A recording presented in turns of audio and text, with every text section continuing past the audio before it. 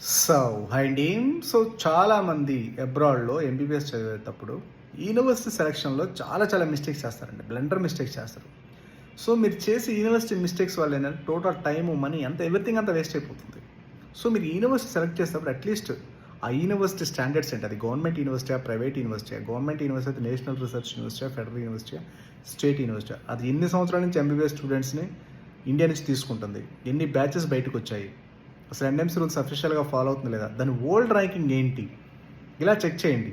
అక్కడ వచ్చేసరికి Indian food, Indian mess, Indian lecturers అని చెప్తే ఆ డిగ్రీస్ 100% ఇన్వాలిడ్ అవుతాయండి. ఆ కంట్రీ ఎళ్ళే ముందు కంట్రీ కూడా అది డెవలప్డ్ కంట్రీయా? అండర్ డెవలప్డ్ కంట్రీయా? రేపు security, standards, rules, regulations, next exam, USMLE, UK, medical PG ఇవన్నీ క్రాక్ చేయాలన్నప్పుడు యూనివర్సిటీ సెలక్షన్, కంట్రీ సెలక్షన్ అనేది వెరీ ఇంపార్టెంట్ అండి. ఫ్రెండ్స్ ఎళ్లారు, రిలేటివ్స్ ఎళ్లారు, వాళ్ళు ఉన్నారు, మనం ఉన్నాము, డాక్టర్స్ అవుతారు అనుకుంటే అవరు.